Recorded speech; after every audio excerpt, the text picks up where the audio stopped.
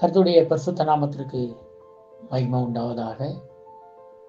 இந்த செப்டம்பர் மாதம் வாக்குத்தத்த செய்தியாக நீதிமொழிகள் 28ஆம் அதிகாரம் 25வது வசனம்.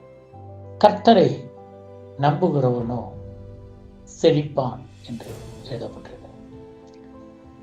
இந்த மாதத்திலே நாம் கர்த்தரை நம்புகிற நம்பிக்கையை பற்றி பார்க்க போகிறோம்.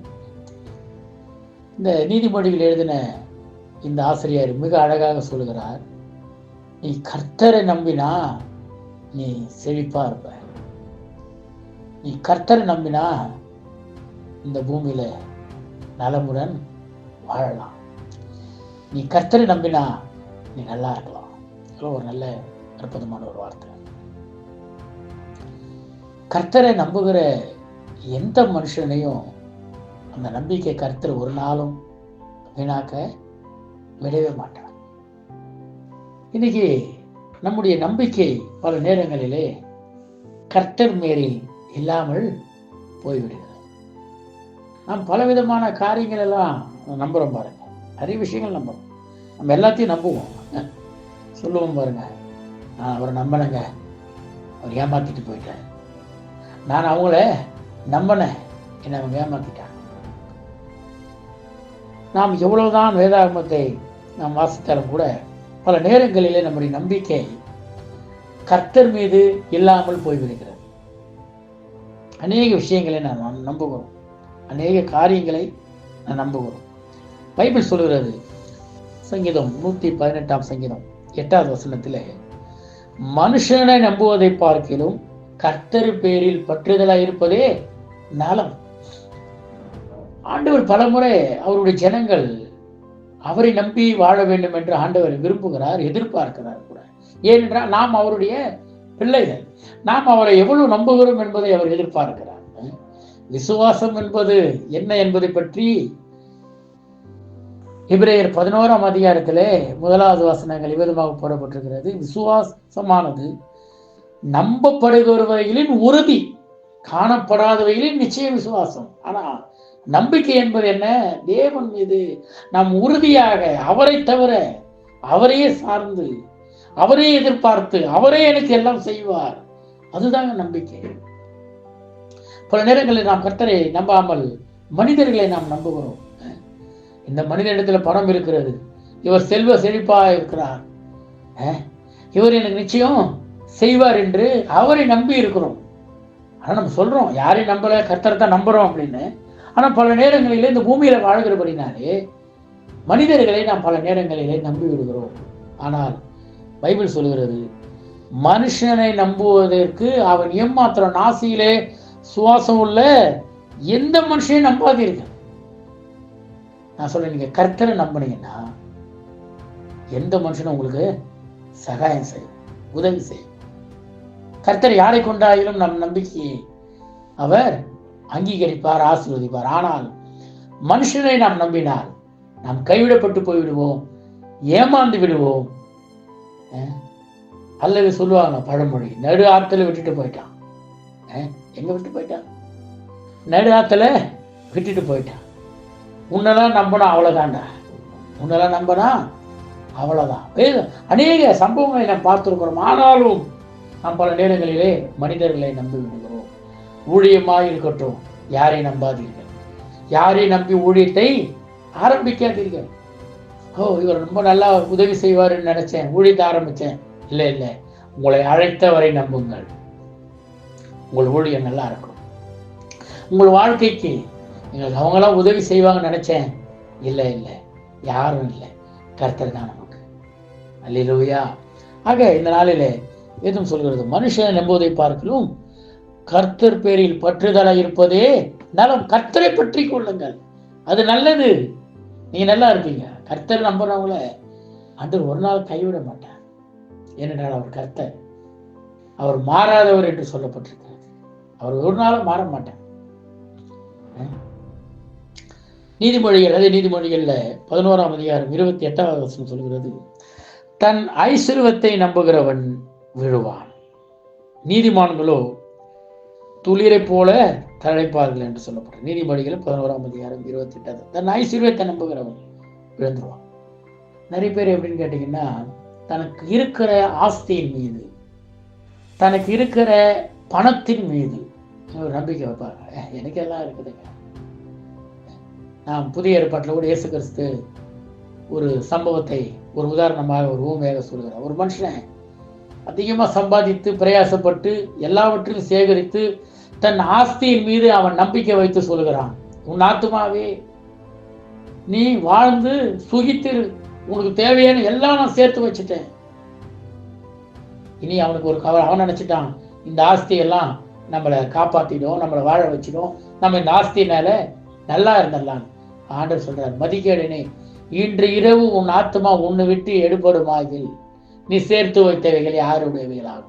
அவன் பாருங்க, அந்த ஐஸ்வர்யத்தின் மீது, ஆஸ்தியின் மீது, அவன் சேர்த்த சம்பாத்தியத்தின் மீது அவன் நம்பிக்கை வைத்து அவன் தன் ஆத்மாவை பார்த்து சொல்கிறான்.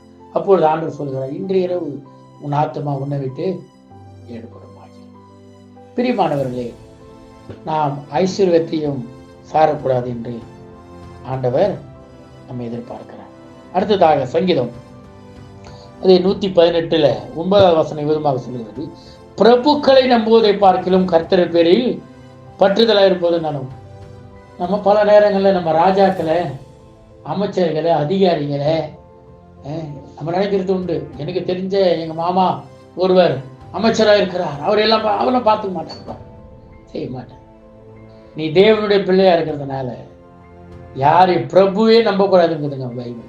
பிரபுவை நம்பக்கூடாது, ராஜாவை நம்பக்கூடாது, அரசு ஆளுகிற அதிகாரிகளை நம்ம நினைச்சிடறோம், அவர் ஆட்சிக்கு வந்துட்டு ஆயிடும், இவர் ஆட்சிக்கு வந்துட்டு. இல்லை இல்லை, கர்த்தர் ஆட்சி செய்தா, கர்த்தர் நம்ம ஆளுகை செய்தா நம்ம நல்லா இருப்போம். நம்ம நம்பிக்கை யார் மீது இருக்கணும் தெரியுமா? இந்த மாதத்திலே கர்த்தர் மீது இருக்கணும், கர்த்தர் மீது இருக்கணும். இன்னைக்கு நிறைய பேர் தெரியும், அவங்க என்ன நினைக்கிறாங்க தெரியுமா? தன் பிள்ளையின் மீது நம்பிக்கை வைக்கிறவங்க கொஞ்சம் பேர் இருக்கிறாங்க. என் பையனை கஷ்டப்பட்டு படிக்க வச்சு நல்ல ஒரு வேலை வாங்கி கொடுத்துட்டா அவன் கடைசி காலத்துல எனக்கு கஞ்சி ஊத்துவான்னு சொல்றாங்க. நம்ம அவனை பாருங்க, கஞ்சி தான் ஊத்துறான். அப்புறம் சொல்லுவாங்க, என் பையன் கஷ்டப்பட்டு படிக்க வச்சேன் பாருங்க, என்னை சரியா கவனிப்பதில்லை, அவன் நம்பியிருந்தேன். இல்லை இல்லை, யாரையும் நம்பாதீங்க. நம்மளுக்கு பிள்ளைகள் அவசியம், உறவுகள் அவசியம், நமக்கு எல்லா மனிதர்களும் அவசியம் இல்லைன்னு சொல்ல. ஆனால் நம்பிக்கை கர்த்தர் மீது மாத்திரமாக வைக்கணும். இந்த நாளிலே ஆண்டவர் சொல்லுகிறார், நீங்கள் கர்த்தரை நம்பினால் உங்கள் வாழ்க்கை செழிக்கும். நான் சொல்றேன், இந்த கால வேளையில நீங்கள் கர்த்தரை நம்புவீர்கள், ஆனால் நீங்கள் செழிக்கப்பட்டிருப்பீர்கள், நீங்கள் ஆசீர்வதிக்கப்பட்டிருப்பீர்கள்.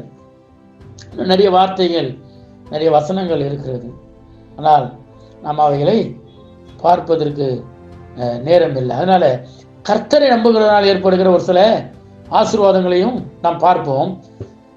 சங்கீதம் 125 முதலாவது வசனம் விபதமாக சொல்கிறது, கர்த்தரை நம்புகிறவர்கள் என்றென்றைக்கும் அசையாமல் நிலைத்திருக்கும் சீயோன் பர்வதத்தை போல் இருப்பார்கள். அல்லேலூயா. கர்த்தரை நீ நம்பினா நீ அசைக்கப்பட மாட்டீங்க, உங்களை யாராலையும் அசைக்க முடியாது. அதுக்கு உதாரணம் சொல்றாரு, நீங்கள் சீயோன் பர்வதத்தை போல நல்ல ஸ்ட்ராங்கா இருப்பீங்க, உங்களை யாராலையும் எதுவும் உங்களை என்ன பண்ணாதே அசைக்காது. ஏனென்றால் உங்கள் நம்பிக்கை நாயகன் கண்மலையாகிய கிறிஸ்து இருக்கிறார். அல்லேலூயா. ஆக இந்த நாளிலே கர்த்தரை நீங்கள் நம்புங்கள். அது மட்டுமல்ல, இரண்டாவதாக நாம் பார்ப்போம். சங்கீதம் 31:19 விதமாக சொல்கிறது, உமக்கு பயந்தவர்களுக்கும் மனுபுத்திரருக்கு முன்பாக, நல்ல கவனிங்க, மனுபுத்திரருக்கு முன்பாக உம்மை நம்புகிறவர்களுக்கும் நீர் உண்டு பண்ணி வைத்திருக்கிற உம்முடைய நன்மை எவ்வளவு பெரிதாய். நல்லா யோசித்து பாருங்க, நல்லா யோசித்து பாருங்க. உம்மை நம்புகிறவர்களுக்கு ஆண்டவர் உண்டு பண்ணி வச்சிருக்கிறாருங்க, ஒரு பெரிய நன்மையை உங்களுக்கு உண்டு பண்ணி வச்சிருக்கிறார். நீங்க அவரை நம்பும் பொழுது அந்த நன்மை உங்களை சேரும், கண்டிப்பா சேருங்க. உங்களுக்காக அவர் ஆயத்தம் பண்ணி வச்சிருக்கிறாருங்க, உங்களுக்காக அவர் உண்டாக்கி வச்சிருக்கிறாரு. நீங்க அவரை நம்புங்கள். அவர் வானத்தையும் பூமியையும் படைத்த தேவன், உள்ளவைகள் எல்லாம் அவரால் சிருஷ்டிக்கப்பட்டது. ஆகவே நீங்கள் அவரை 100% அவரை நம்பலாம். அவர் நம்பக்கூடியவர், நம்பிக்கை நாயகர். ஆகவே நாம் என்ன செய்ய வேண்டும்? அவரை நம்பும் பொழுது நமக்காக ஆயத்தமானவைகள் நமக்கு நிச்சயம் வரும். அது மாத்திரமல்ல, அநேக வார்த்தைகள் இருக்கிறது. நாம் நேரம் இல்லாதபடினாலே கொஞ்சம் காரியங்களை உங்களோடு பகிர்ந்து கொள்கிறேன். சங்கீதம் 5:11 சொல்கிறது, 5ஆம் அதிகாரம் 5ஆம் சங்கீதம் 11வது வசனம் விதமாக, உம்மை நம்புகிறவர்கள் யாவரும் சந்தோஷித்து கெம்பீரிப்பார்கள். ஏன் நம்ம வாழ்க்கையில சந்தோஷம் இல்லை தெரியுமா? ஏன் நம்ம வாழ்க்கையில நிம்மதி இல்லை தெரியுமா? நாம் கர்த்தரை நம்புவது இல்லை என்று சொன்னால் நான் நம்பி இருக்கிறவர் யார் என்பதை அறியாமல் இருக்கிறோம். அதுதான் நாம் கவலைப்படுறது காரணம். அதுதான் நாம் சந்தோஷம் இல்லாமல் போறதுக்கு காரணம். நான் சொல்றேன், ஒரு பிள்ளை தன் தகப்பனை நம்பிதான் அது பிறந்து வளர்கிறது, ஆளாகிறது. அதுக்கு ஒரு நம்பிக்கை, என் தகப்பனின் தாய் எனக்கு இருக்கிறார்கள், போதும், அது ரிலாக்ஸா இருக்குது, ஜாலியா இருக்குது, மகிழ்ச்சியா ஓடுது, விளையாடுது. அதுக்கு தெரியும், ஆனா நேரத்துக்கு சாப்பாடு என் தாய் தகப்பன் கொடுத்து விடுவார்கள் என்று. அது பாருங்க எவ்வளவு அழகா நம்புது. எங்க அப்பா அம்மா இருக்கிறாங்க. ஆனா நாம அப்படி சொல்ல முடியுமா? உங்களையும் என்னையும் ரட்சித்த, உங்களையும் என்னையும் அழைத்த கர்த்தர் இருக்கிறார் என்று சொல்லி அப்படி நீங்க செய்து பாருங்க.